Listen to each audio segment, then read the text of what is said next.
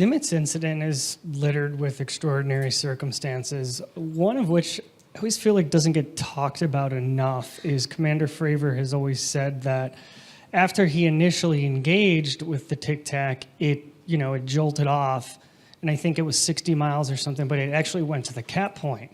Yeah. And he was just perplexed, or I guess you were perplexed, how it knew that, right? And I find that very curious, considering that it seemingly they didn't seem to be aware, or maybe they did, or just didn't care that they were being monitored or on the spy wand. That's a very good question. Yeah, so what are your thoughts because about it? the cap points, of course, is classified. Secret classification in this case, right? And I'm not revealing anything classified, right? You could look this up on Wikipedia, right? I mean, it's true.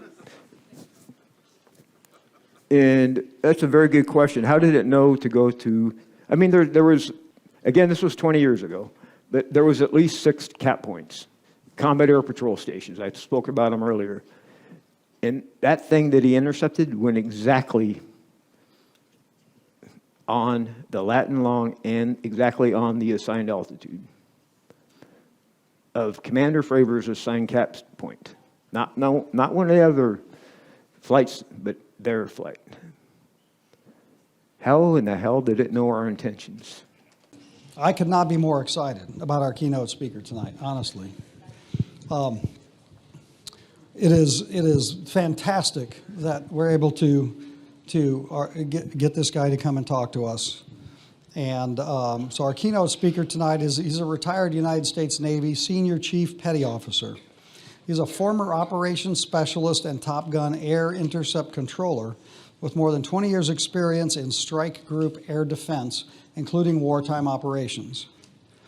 He's an expert operator of the highly advanced Spy-1 radar system with years of service aboard, and I'm not sure how to say this, it's an AEGIS. There's probably a Aegis, the military loves acronyms, right? Like FUBAR, things like that.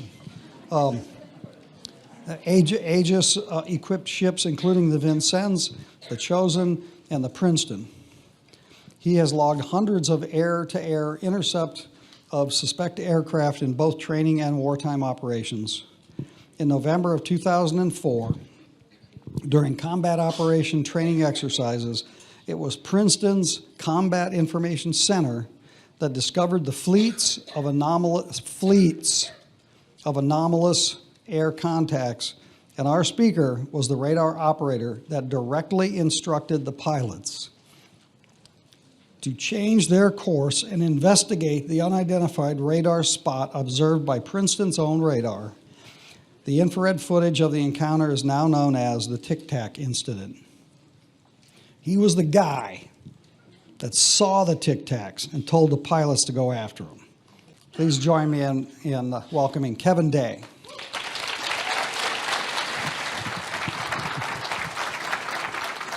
Thank you, Forrest. My first rule right up front is no one is allowed emotion except for me. And you're going to see some, okay? I can't tell you how vindicating this feels. Been a long road. That was my last time at sea. 18 and a half years I spent in those waters.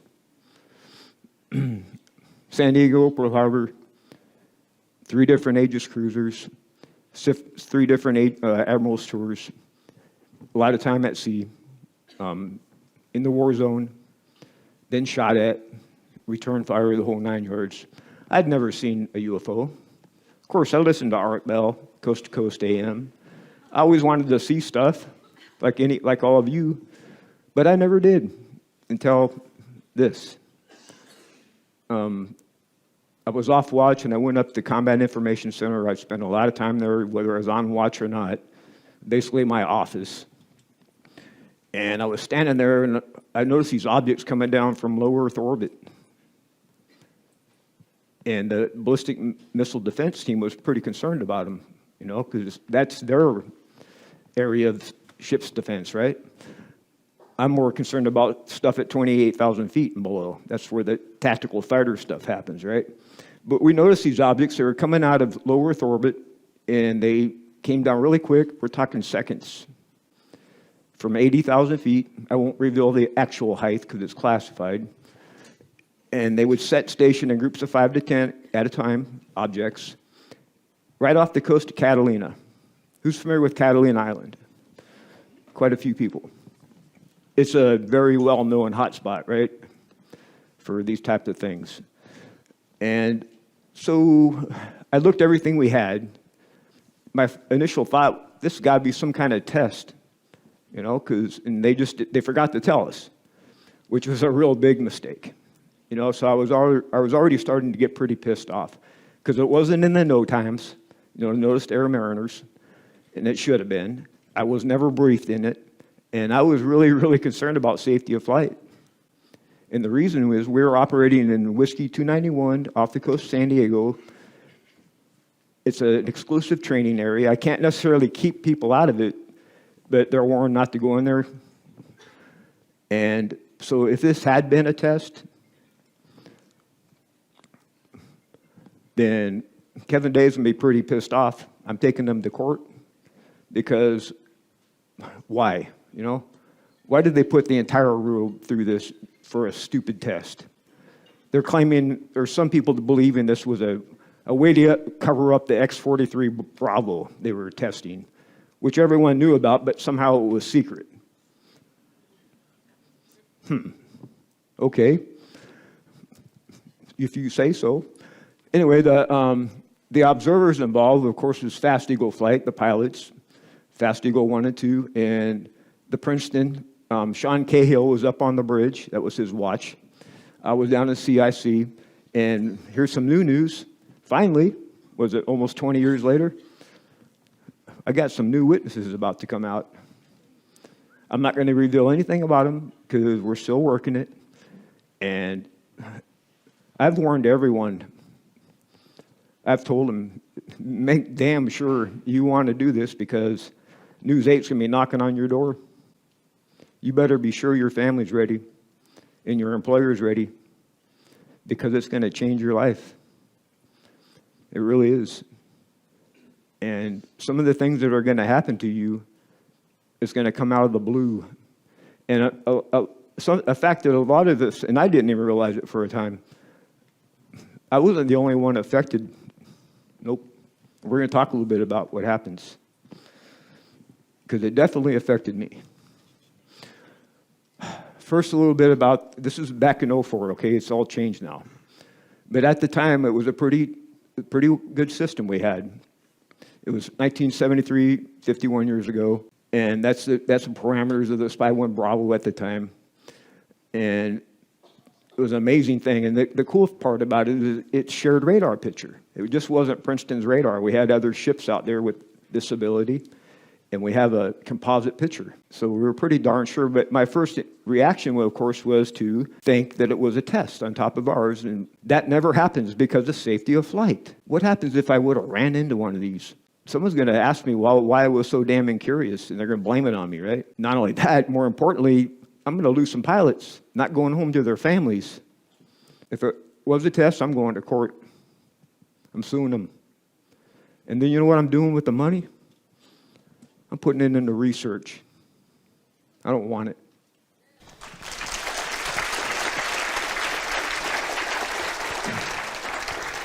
There was times in this struggle I couldn't even pay my electric bill. Ended up in the wilderness, literally, flat broke. Lost a 30-year marriage. And the reason why I'm emotional is because this isn't about me. No, it's about all of us. This thing has impacted people that you don't even know, and they're afraid to speak out because they got tired of doing it. So, they shut down with it. No one would believe them. Their employers looked at them like they'd been doing drugs. I was accused of it. David Grush is being accused of it. It affects you.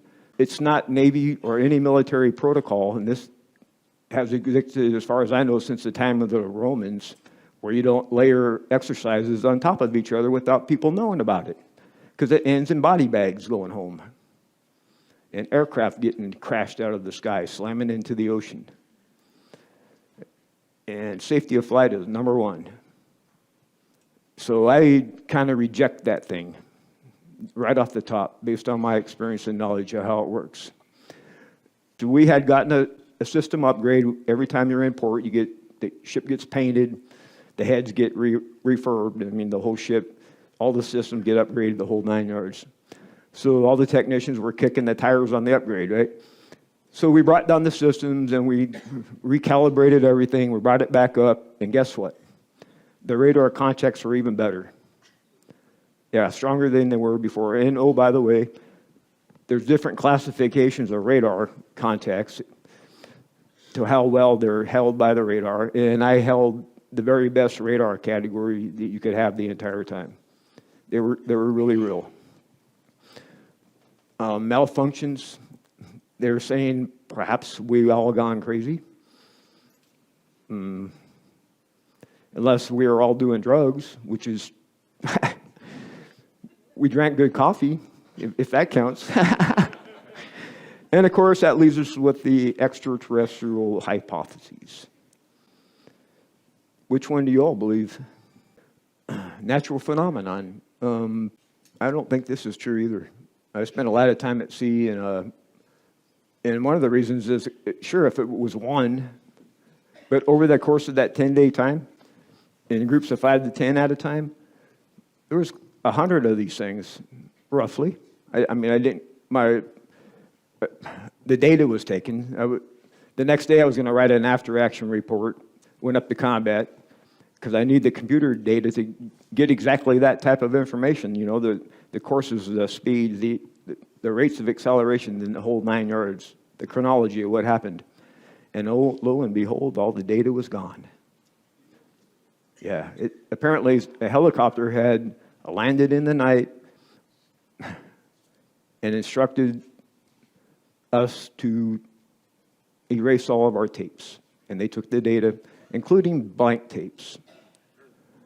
And I didn't know it. I went up to combat. I was going to write my message like I always do, route it up to the captain, release it, and discovered the data that I needed wasn't there.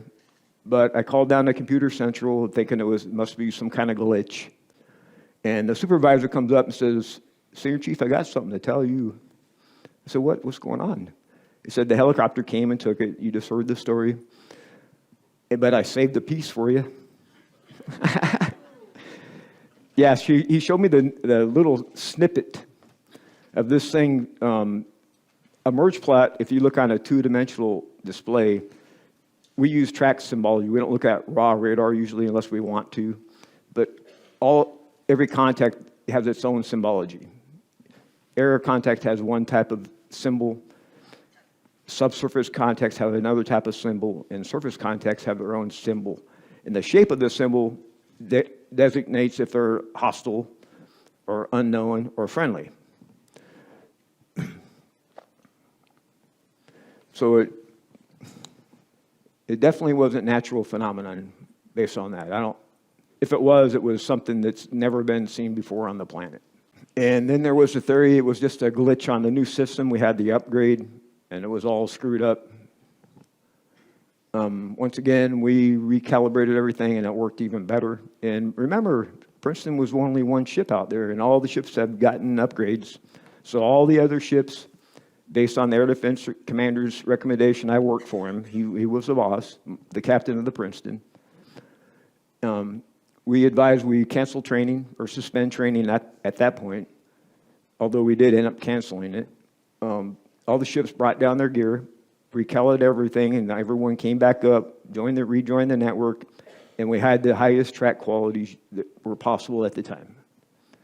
They were real. And psychological factors. Maybe we all bought off on one person saw something, everyone jumped on the bandwagon, and we were all temporarily insane or willing to believe this for whatever reason. Does that make sense to anyone? Do I look like I'm lying?